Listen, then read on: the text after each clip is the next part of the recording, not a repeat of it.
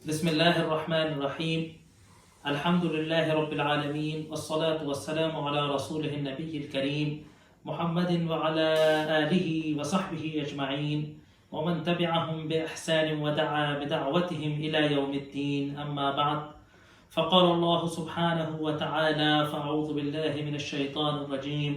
شهر رمضان الذي أنزل فيه القرآن هدى للناس وبينات من الهدى والفرقان فمن شهد منكم الشهر فليصمه ومن كان مريضا أو على سفر فعدة من أيام أخر يريد الله بكم اليسر ولا يريد بكم العسر ولتكملوا العدة ولتكبروا الله على ما هداكم ولعلكم تشکرون. صدق اللہ العظیم. محترم ناظرین، السلام علیکم ورحمۃ اللہ وبرکاتہ. تفسیر آیات سیام میں کے اگلے لیکچر میں آپ کا خیر مقدم ہے.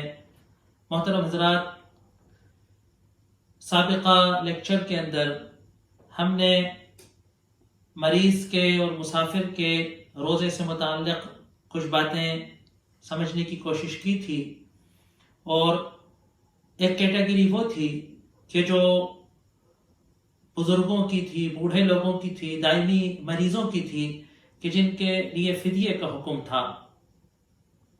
اس کے بعد اب گفتگو یہ ہو رہی تھی کہ اللہ تبارک و تعالیٰ نے ان آیات میں جہاں روزے کی اہمیت کو، روزے کی فرضیت کو اور روزے کے دیگر احکامات کو بیان فرمایا ہے، تو یہاں یہ بھی بتایا ہے کہ یہ روزہ مؤثر اس وقت ہوگا، اس روزے کا فائدہ امت مسلمہ کو، ایک مومن کو روحانی فائدہ اس روزے کا اس وقت ہوگا کہ جب اس کو ایک مخصوص موقع پر رکھا جائے. اور اللہ تبارک و تعالیٰ نے وہ وقت بھی ہمیں طے کر بتا دیا کہ اس روزے کو کب رکھنا ہے. تو گفتگو ہو رہی تھی کہ اللہ نے فرمایا کہ شہر رمضان الذی انزل فیہ القرآن، یہ روزہ رکھنا ہے ہم کو رمضان کے مہینے میں. اس سے پہلے کہ اللہ یہ بتائے کہ اس مہینے میں تم روزہ رکھو، اللہ تبارک و تعالیٰ نے ہم کو اس مہینے کے متعلق کچھ بتایا کہ یہ مہینہ کیا ہے، اس مہینے کی فضیلت کیا ہے، اس مہینے کی اہمیت کیا ہے، اور اس مہینے کو روزے کی عبادت کے لیے کیوں چنا گیا ہے. اس لیے اللہ تبارک و تعالیٰ نے پہلے اس مہینے کا تعارف کرایا. شہر عربی میں کہتے ہیں چاند کے مہینے کو. چاند جب ایک بار زمین کے ارد گرد گھومتا ہے تو ایک مہینہ ہوتا ہے، اور اللہ تبارک و تعالیٰ نے سال کو 12 مہینوں پہ منقسم کیا ہے.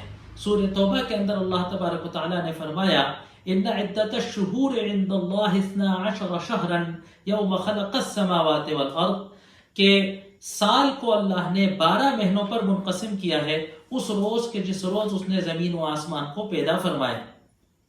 عربوں نے جب عربی زبان ڈیولپ ہو رہی تھی اور ان مہینوں کے نام رکھے جا رہے تھے، تو اتفاق کچھ ایسا رہا ہوگا کہ یہ مہینہ انتہائی گرمی کے موسم میں پڑا.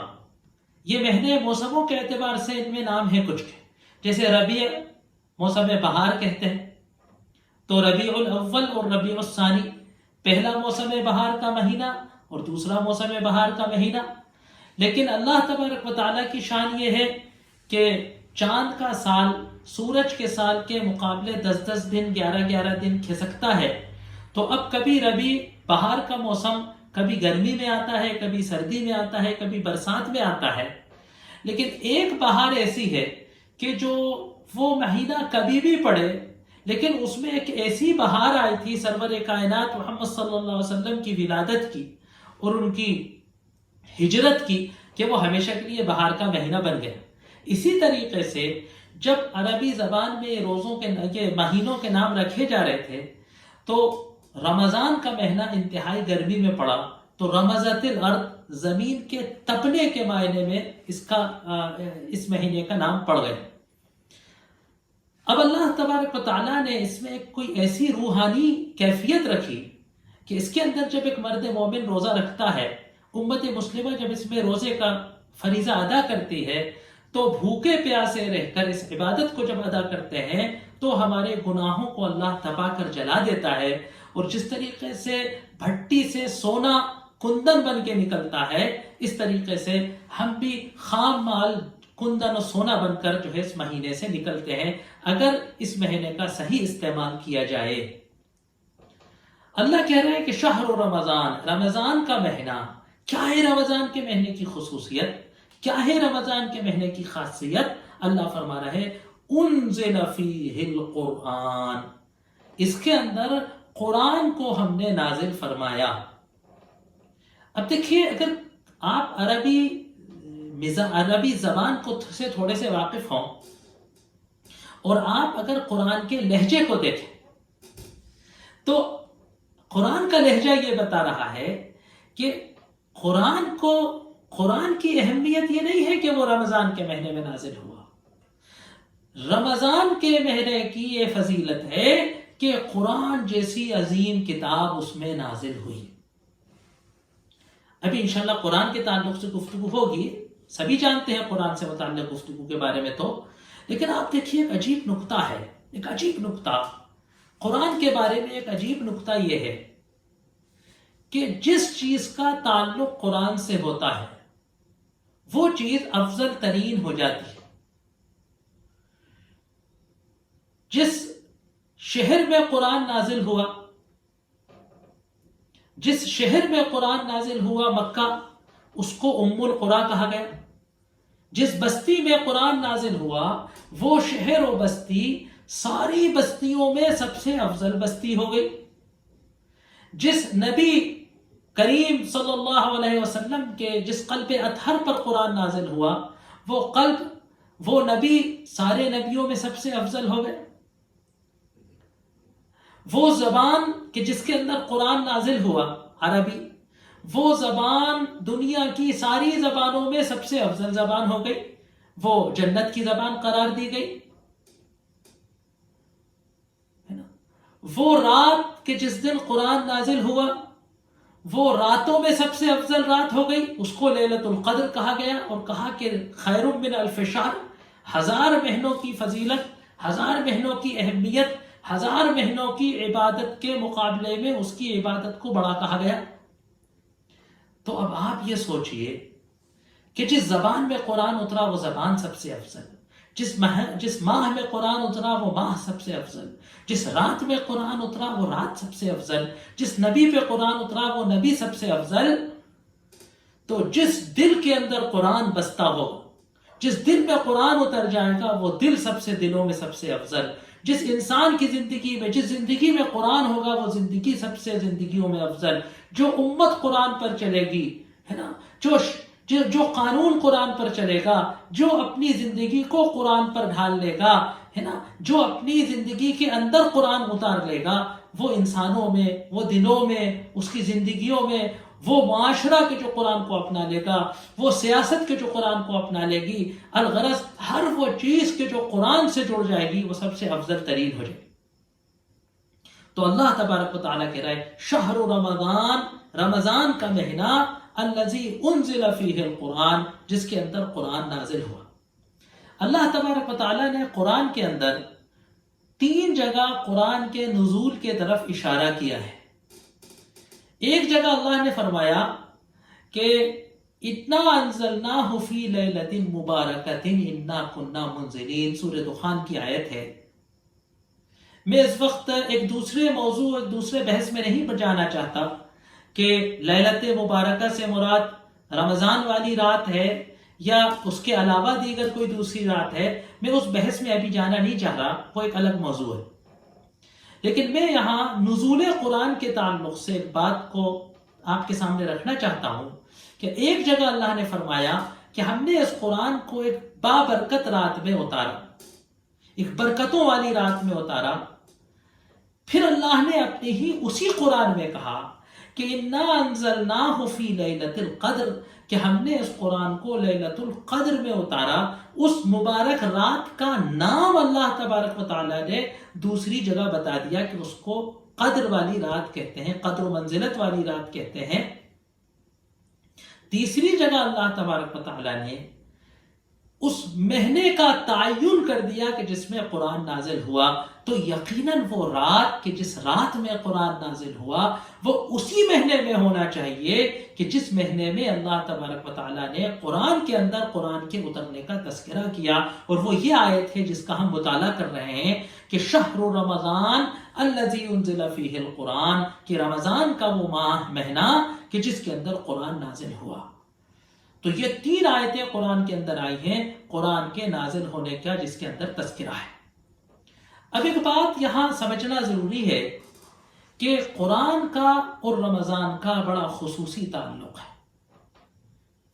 قرآن انسان کی زندگی کو سدھارنے کی کتاب، قرآن انسان کی زندگی کو صحیح رخ پر چلانے کی کتاب، انسان کی فکر کو اور عمل کو صحیح راہ پر لانے کی، صراط مستقیم پر انسان کو، صراط مستقیم کی ڈگر پر انسان کو چلانے والی، اس کے طرف لے جانے والی، اس کے طرف رہبری کرنے والی کتاب کا نام قرآن ہے۔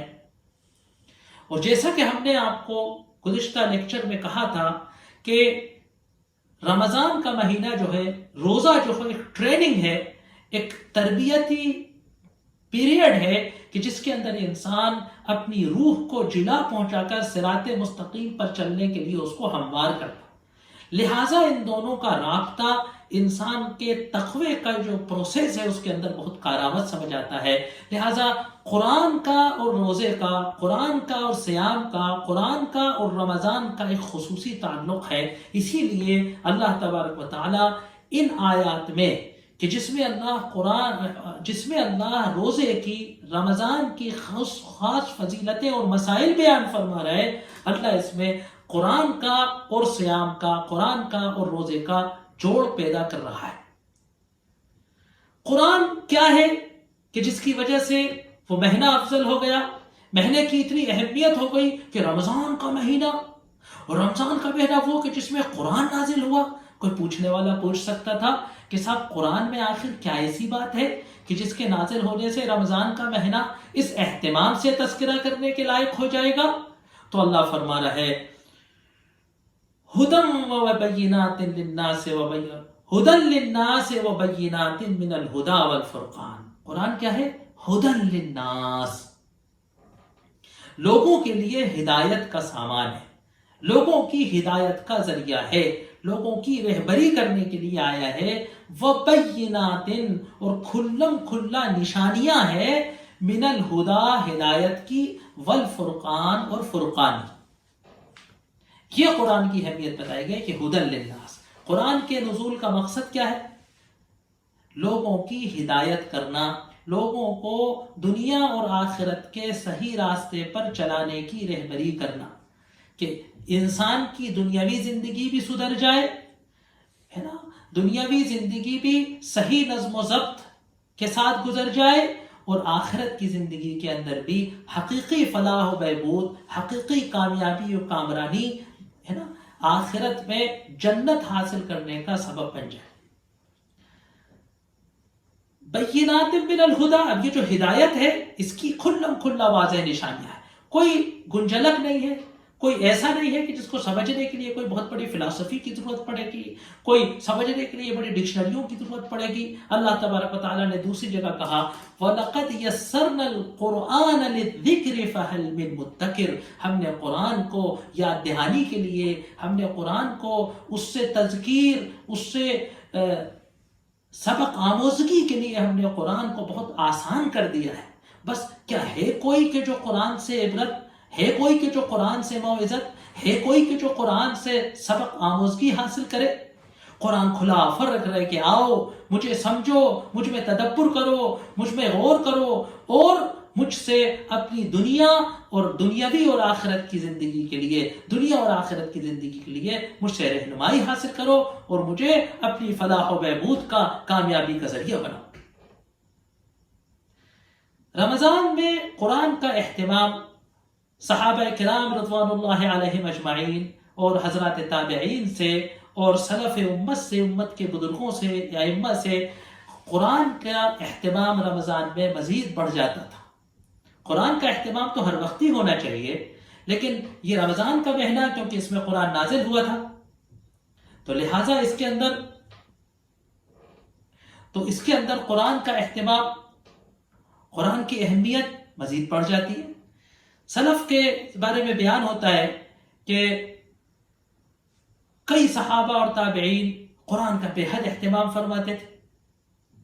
امام مالک رحمۃ اللہ علیہ کے بارے میں آتا ہے کہ جب رمضان کا مہینہ آتا تو آپ درس حدیث بند کر دیتے، دیگر علم اور مجالس علم میں وقت کم کرتے تھے اور تلاوت کے اندر قرآن کی تلاوت میں زیادہ سے زیادہ وقت گزارتے۔ امام ابو حنیفہ رحمۃ اللہ علیہ کے بارے میں بھی یہی آتا ہے۔ امام شافعی کے بارے میں آتا ہے کہ بے حد کثرت سے قرآن پڑھتے تھے، کئی بار قرآن کا ختم جو ہے وہ ایک ہی مہینے کے اندر کر لیا کرتے تھے۔ امام زہری کے بارے میں آتا ہے کہ جب رمضان آتا تو وہ کہتے کہ بس یہ تو تلاوت القرآن و اطعام الطعام، بس یہ تو قرآن پڑھنے اور لوگوں کو کھانا کھلانے کا مہینہ ہے، بس 2 عمل ہیں اس کے اندر۔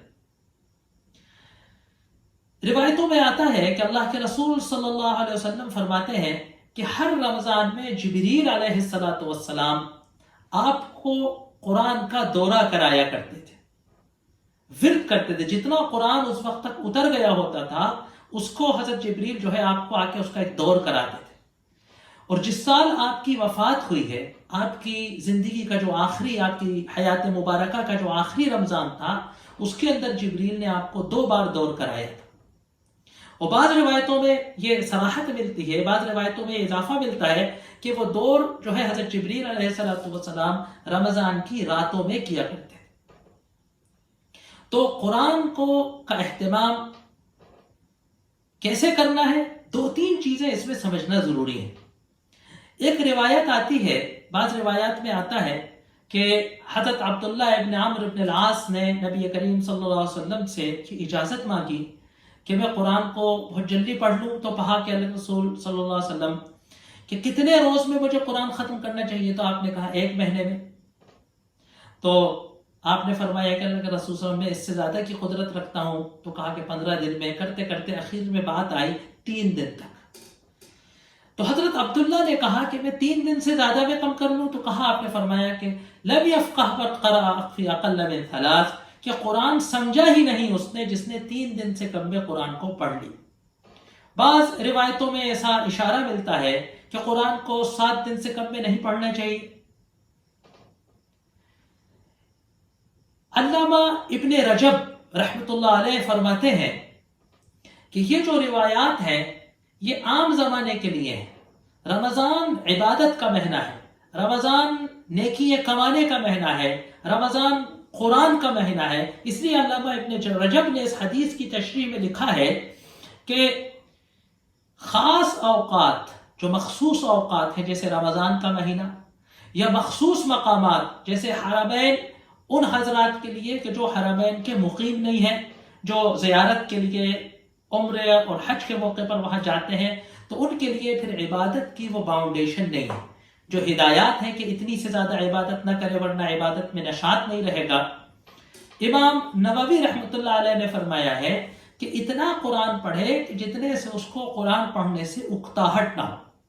اب اکتاہٹ کا مطلب بھی یہ کہ اب ہم لوگوں کو تو شاید 2-4 آیتیں پڑھ کے ہی اکتاہٹ ہو جائے، 1 رکوع 2 رکوع میں ہی اکتاہٹ ہو جائے، تو یہ تو پھر ہماری نفس کی خرابی ہے، اس کو ڈھالنا پڑے گا کہ اس کو اکتاہٹ نہ ہو۔ تو قرآن کو عام دنوں میں بہت زیادہ پڑھنے کو منع کیا گیا ہے، بہت زیادہ سے مطلب کہ 3 دن سے کم میں پڑھنے کو۔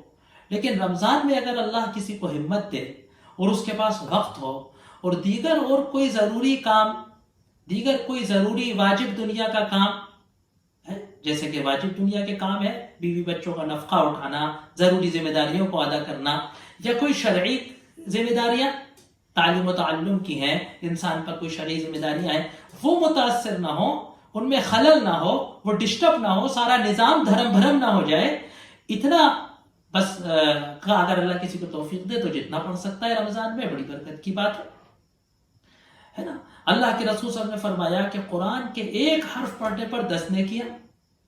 وہ کہا کہ میں یہ کہتا ہوں کہ الف لام میم 1 حرف نہیں ہے، بلکہ الف 1 حرف ہے، لام 1 حرف ہے، میم 1 حرف ہے۔ اور ہمیں معلوم ہے کہ رمضان کے اندر ہر ثواب 70 گنا ہو جاتا ہے۔ تو 10 کا 70 گنا 700، تو ایک حرف پر 700 نیکیاں ملیں گی. تو سوچئے کہ کثرت سے قرآن کی اگر تلاوت کوئی شخص کرتا ہے تو اس کو کتنی نیکیاں ملیں گی، تصور کیجیے. اب ایک سوال اور آتا ہے، رمضان سے اور غیر رمضان سے دونوں سے وہ متعلق ہے. ایک بحث ہمارے یہاں یہ چلتی ہے، جگہ جگہ یہ ڈسکس چلتا ہے کہ قرآن کو بہت زیادہ پڑھنا مفید ہے یا قرآن کو سمجھ کر پڑھنا مفید ہے. کہ قرآن کی تلاوت زیادہ اہمیت کی بات ہے کہ قرآن کو سمجھنا، قرآن پر تدبر کرنا، قرآن پر غور کرنا، یہ زیادہ فہم، یہ زیادہ ضروری چیز ہے. دیکھیے اصل میں مسئلہ یہ ہے کہ ہم لوگوں کا مزاج اختلافی مزاج بن گیا ہے. ہم لوگ شدت پسند ہیں، اگر کسی رائے کو اپناتے ہیں تو پھر اس کو شدت سے اس پر اپناتے ہیں. اگر کوئی شخص یہ مانتا ہے کہ تلاوت ضروری تو پھر وہ کہے گا کہ نہیں صاحب بس تلاوت ہی تلاوت ضروری ہے اور نہیں صاحب سمجھنے کا کوئی فائدہ نہیں. جو یہ سمجھ جائے گا کہ صاحب قرآن فہمی زیادہ اہم ہے تو وہ کہے گا کہ صاحب قرآن کو سمجھنا ضروری ہے، قرآن کی تلاوت میں کوئی فائدہ نہیں. ہمیں اعتدال کے مذہب پر رہنا چاہیے. دونوں چیزیں ضروری ہیں، دونوں چیزیں ضروری. قرآن کی تلاوت بھی ضروری ہے اور قرآن پر غور کرنا، قرآن کو سمجھنا، قرآن پر تدبر کرنا، قرآن کے ترجمے کو سمجھنا، قرآن کی تفسیر و تشریح کو سمجھنا، یہ بھی ضروری ہے.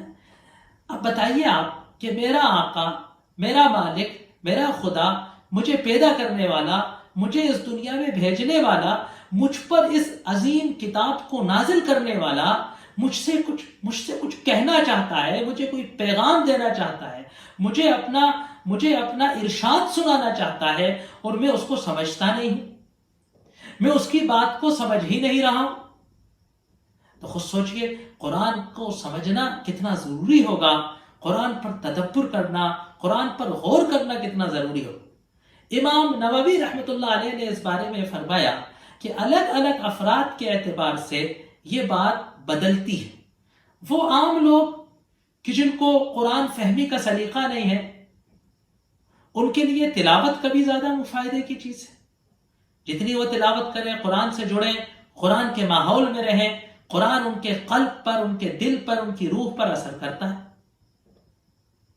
اور وہ حضرات کہ جو تعلیم و تعلم کی لائن کے ہیں، جو درس و تدریس کی لائن کے ہیں، جو قرآن میں سے نتیجے نکالیں گے، جو قرآن میں سے تدبر کریں گے، جو قرآن میں سے فہم نکالیں گے اور وہ اپنے اس فہم سے خود کو فائدہ پہنچائیں گے، دیگر لوگوں کو فائدہ پہنچائیں گے، دیگر لوگوں کے اندر قرآن فہمی کو عام کریں گے، قرآن کی ہدایات کو، قرآن کی معلومات کو، قرآن کے مسائل کو لوگوں کو بتائیں گے، ان کے لیے تدبر کرنے میں، غور کرنے میں، تفسیر پڑھنے میں فائدہ. ہم کو بیلنس کر کے چلنا چاہیے. علماء نے 5 حقوق قرآن کے بتائے ہیں. خاص طور سے ہمارے دور قریب کے جو بڑے اسکالر گزرے ہیں، ڈاکٹر اسرار احمد صاحب رحمۃ اللہ علیہ، وہ اپنے بیانات میں اور اپنے کتابچوں میں ان نے اس بات کو بہت تفصیل سے بیان کیا ہے. آپ لوگ میں سے جن کو ان کے لیکچر سننے کا موقع ہوا ہوگا، ان نے ان کی اس بات کو بہت تفصیل سے سنا ہوگا، جس میں جو ہے سب سے پہلا حق ہے قرآن کی تلاوت. ایسا کیسے ہو سکتا ہے کہ ہم قرآن فہمی کے بڑے بڑے دعوے کریں، ہم قرآن سمجھنے کی بڑی بڑی باتیں کریں اور ہمیں قرآن کے حروف، قرآن کے الفاظ ہم کو زبان سے ادا کرنا نہ آتے ہوں. تو قرآن کو پڑھنا سیکھنا، قرآن کے حروف کو سیکھنا، قرآن کے الفاظ کو سیکھنا، قرآن کے مخارج کو سیکھنا، قرآن کے قواعد کو سیکھنا، قرآن کی تجوید کو سیکھنا، یہ ثواب سے یا فائدے سے یا اجر سے کیسے خالی ہو سکتا ہے؟ کوئی شخص کیسے اس کی ضرورت کا انکار کر سکتا ہے؟ تو پہلا حق ہے تلاوت. ہم کہنا یتلون آیاتہ آناء اللیل وآناء النہار، قرآن میں کہا کہ جو قرآن کی آیتوں کی تلاوت کرتا ہے، راتوں کے اور دنوں کے وقتوں میں تلاوت کرتے ہیں، قرآن جس چیز کی تعریف کر رہے ہیں، ہم اس کی قدر کو کم کیسے کر سکتے ہیں؟ لیکن یہ غور کرنے کی بات ہے کہ وہ حضرات کہ جو عربی نہیں جانتے، جن کی زبان عربی نہیں، کیا وہ اگر کبھی بھی زندگی میں جاننے کی کوشش نہ کرے کہ قرآن مجھ سے کیا کہہ رہا ہے، قرآن مجھ سے کیا چاہتا ہے، قرآن مجھ کو کیسا انسان بنانا چاہتا ہے، جب تک ہم قرآن کو سمجھنے کی کوشش نہیں کریں گے تو پھر اسی لیے دوسرا حق ہے قرآن کو سمجھنا، کہ ہم قرآن کا ترجمہ پڑھیں۔ تیسرا حق ہے قرآن پر غور و خوض کرنا، قرآن پر تدبر کرنا، قرآن پر تدبر کرنا، قرآن پر غور و خوض کرنا، ہے نا۔ چوتھا حق ہے، اور اس میں ایک حق اور پہلے تھا، کہ قرآن کی عظمت کرنا، دل اور روح سے قرآن کی عظمت کرنا، قرآن کی عزت کرنا، یہ سمجھنا کہ یہ اللہ کا کلام ہے، سب سے افضل کلام ہے، سب سے اعلیٰ کلام ہے، اور اس کا ایک ایک حرف، ایک ایک لفظ اللہ، ایک ایک حرف اللہ کی طرف سے آیا ہے، ایک ایک حرف اس کا صداقت اور سچائی پر مبنی ہے، اس کا ایک ایک حرف قابل عمل ہے، مجھے خطاب کر رہا ہے، مجھے اس پورے قرآن پر عمل کرنا ہے۔ اور پانچویں جو آخری چیز ہے، جو ساری چیزیں جس کے لیے ہیں کہ قرآن پر عمل کرنا۔ تو ان پانچوں حقوں کو ہمیں سامنے رکھنا چاہیے۔ ضرورت اس بات کی ہے کہ ہم بیلنس کے ساتھ قرآن کا ساتھ، بیلنس کے ساتھ اس مہینے، اس مبارک مہینے میں ہم قرآن کے ساتھ برتاؤ کریں۔ تو ایک تو قرآن کا حصہ وہ ہونا چاہیے جو ہم تلاوت کریں، اللہ جتنا ہمیں موقع دے ہم قرآن کی تلاوت کریں، قرآن کے کچھ نہ کچھ اجزاء کو، ہر انسان کی ہمت کے اعتبار سے، کہ کچھ نہ کچھ قرآن کے اجزاء کو ہر انسان کو یاد کرنا چاہیے، کم سے کم اتنا قرآن کہ جس سے وہ اپنی ضرورت کی عبادت کر سکے۔ دیکھیے یہ حالات بن گئے، آج یہ حالات بن گئے کہ ہم گھروں میں تراویح پڑھ رہے ہیں، ہم قیام اللیل کی نماز، تراویح کی نماز گھروں میں ادا کر رہے ہیں۔ اب ایسا ہونا چاہیے تھا کہ ہر مومن مرد، ہر مسلمان مرد اور عورت کو اتنا قرآن یاد ہو کہ جو وہ اپنی تراویح کی عبادت کر سکے۔ اب ہم چند صورتوں کو ریپیٹ کر رہے ہیں، خیر کوئی بات نہیں، تراویح ہماری ہو رہی ہے، ثواب ہمیں پورا مل رہا ہے نا، اگر ہماری نیت یہ ہے کہ میں انشاءاللہ دھیرے دھیرے یاد کروں، ہے نا، تو جتنا قرآن کو یاد کر سکتا ہے قرآن کو یاد کرے، قرآن کی کثرت سے تلاوت کرے، کچھ حصہ، کچھ وقت ہم کو اپنے اوقات میں سے ایسا بنانا چاہیے کہ جس میں ہم قرآن کا ترجمہ پڑھیں، اور کچھ اوقات ایسے کرنا چاہیے کہ جس میں ہم قرآن پر غور و خوض کریں۔ دیکھیے قرآن کے سمجھنے کے دو معیار ہیں، ایک تو یہ کہ قرآن کے مطلب کو سمجھنا سیدھا سیدھا، اللہ کہہ رہا ہے کہ تم پر روزہ لکھ دیا گیا ہے، ہمیں سمجھ آ گئی کہ روزہ لکھ دیا گیا ہے، ہم کو کل سے روزہ رکھنا ہے۔ ایک ہے قرآن کا وہ فہم کہ جو غور و خوض ہے، جو تدبر ہے نا، جس میں بڑے بڑے مفسرین، بڑے بڑے قرآن کے اسکالر جہاں کے مرعوب ہو جاتے ہیں، تھر تھرانے لگتے ہیں اللہ کی کتاب میں کچھ کہنے پر، ہے نا۔ تو ایک عام انسان کے بس کی بات نہیں ہے کہ وہ قرآن پہ تدبر کرے، وہ قرآن پر غور کرے، تو اس کے لیے ہمیں ضروری ہے کہ کوئی تھوڑا سا وقت ہم کہیں نہ کہیں ہم ایسا نکالیں کہ جس میں ہم قرآن کی کسی ایسی مجلس میں، قرآن کی کسی ایسی محفل میں شریک ہوں جہاں ہم قرآن پر تدبر کر سکیں، ہم قرآن پر غور کر سکیں، ہم قرآن فہمی کی جو ہے ہم کوئی کلاس لے سکیں، ہے نا۔ بڑے اللہ تبارک و تعالیٰ اپنے کچھ بندوں کو توفیق عطا کر رہے ہیں کہ وہ اس طریقے کی مجلسیں اور محفلیں لگاتے ہیں۔ امت کو ان حضرات، ان محفلوں سے جڑنے کی ضرورت ہے تاکہ ہم قرآن پر فہم کر سکیں، کیونکہ ضرورت اس بات کی ہے کہ ہمارا مزاج قرآن پر ڈھل جائے۔ دیکھیے اصل میں فرق کیا پڑتا ہے کہ میں نے آپ سے کہا کہ سود حرام ہے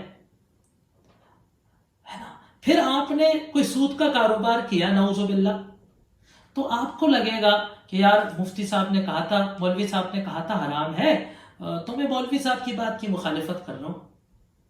لیکن جب آپ قرآن کے اندر یہ بات پڑھیں گے کہ اللہ فرما رہا ہے کہ جس نے سود، حرمت کے بعد سود لیا، اذان من اللہ و رسول، تو اس کو اللہ اور اس کے رسول سے جنگ کا اعلان، تو انسان تھرا جائے گا، نماز میں امام کے پیچھے نیت بانے کھڑا ہوگا، اور جس وقت سود کی آیت آئے گی تو وہ تھرا جائے گا اپنے اس عمل پر کہ جو اس نے کیا تھا۔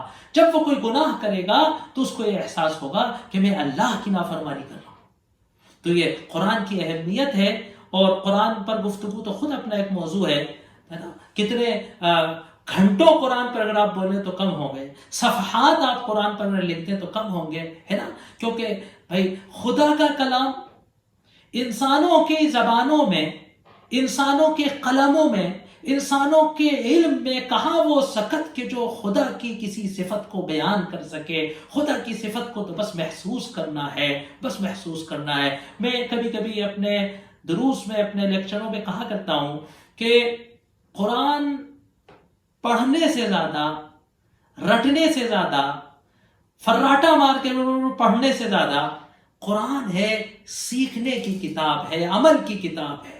قرآن کہتا ہے سود مت لو تو مجھے سود نہیں لینا ہے. قرآن کہتا ہے شائستگی سے بولو تو مجھے شائستگی سے بولنا ہے. قرآن کہتا ہے کہ پورا تولو تو مجھے ترازو پر قرآن دکھانا ہے، مجھے اپنی زبان پر قرآن دکھانا ہے، مجھے اپنے ایٹیٹیوڈ میں قرآن دکھانا ہے، مجھے اپنے گھر کے عمل میں قرآن دکھانا ہے، مجھے اپنے کاروبار میں قرآن دکھانا ہے، مجھے اپنی عملی زندگی میں قرآن کو چلا کر دکھانا ہے نا. تو قرآن پڑھنے سے زیادہ قرآن عمل کرنے کی کتاب ہے. اسی لیے یہ مہینہ ہمیں یاد دلاتا ہے کہ قرآن اس مہینے میں اترا ہے. اور آپ یقین مانیے کہ جب سے دنیا بنی ہے، جب سے یہ کائنات کا وجود ہوا ہے، جب سے انسان نے اس کرۂ ارض پر سانس لی ہے، اس وقت سے لے کر اللہ تبارک و تعالیٰ کی کوئی اتنی بڑی نعمت انسانیت پر نہیں اتری ہے کہ جتنا قرآن کے نزول پر اللہ تبارک و تعالیٰ نے نعمت کو اتارا. اور اس نعمت کو اللہ نے اس ماہ مبارک میں اتارا. اس نعمت کے اترنے سے یہ ماہ مبارک بن گیا. ہمیں اس عظیم مہینے کے اندر اللہ کی اس عظیم نعمت کی قدردانی کرنی ہے، قرآن سے اپنے آپ کو جوڑنا ہے، اور ایسا جوڑنا ہے کہ پھر بس جڑے رہنا ہے. ایسا نہ ہو کہ عید کا چاند دکھے تو جزدان میں واپس قرآن رکھ جائے. قرآن کو جب ایک بار کھول لیں صحابہ کی طرح، کہ جب قرآن کو ایک بار کھول لیں تو پھر کبھی بند نہیں کریں. آپ نے دیکھا ہوگا کہ جب مسجدوں میں قرآن کا ختم ہوتا ہے تو امام سورہ ناس کے بعد دوبارہ سورہ فاتحہ اور الف لام میم کی آیتیں پڑھ کر قرآن کو دوبارہ شروع کر دیتا ہے. قرآن ختم کر کے رکھنے والی چیز نہیں ہے. قرآن تو انسان کے آخری لمحے تک ساتھ چلنے والی چیز ہے. بس میں انہی الفاظ کے ساتھ اپنی اس گفتگو کو ختم کرتا ہوں، اس امید کے ساتھ کہ اللہ تبارک و تعالیٰ اس ماہ مبارک کو ہمارے لیے برکتوں کی وہ گھڑیاں بنائے کہ جس میں ہم اپنی زندگیوں کو قرآن سے جوڑ لیں، ہم اپنی زندگیوں کو قرآن پر ڈھال لیں، ہم جیسا قرآن کہتا ہے ویسے بن جائیں. وآخر دعوانا ان الحمد للہ رب العالمین.